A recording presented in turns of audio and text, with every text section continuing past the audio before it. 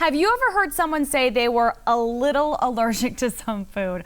Mark's got the story on why that's actually really not a thing. Hey, Mark. Hey, it's true. Some people may have reactions to certain foods, but calling it an allergy, not the same thing as an intolerance. And as we learn in this morning's Consumer Reports, this difference between an allergy and an intolerance can actually be pretty critical.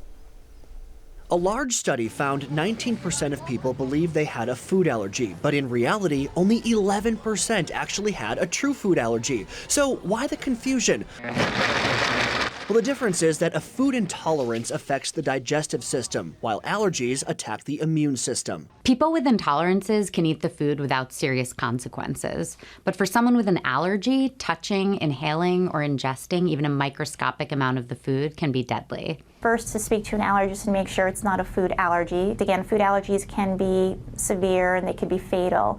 If it's not a food allergy, then I think it's important to speak to your physician and possibly keep a log of your symptoms and a log of your diet to help identify what are the foods that are making you not feel as well. CR says an intolerance could stem from a variety of reasons, like irritable bowel syndrome, celiac disease, or sensitivity to food additives. It may cause discomfort, but it's not fatal.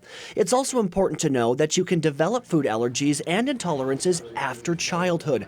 Nearly half of those with food allergies in the study reported the onset of a new one in adulthood. It can be confusing to a patient. The most important thing I would say is to identify whether it is a food allergy or not, because if it is a food allergy, then you need to have certain precautions in place and carry certain medications with you in case you do have a food allergic reaction. Helping to identify whether it's an intolerance is also important because it could just make your quality of life much better.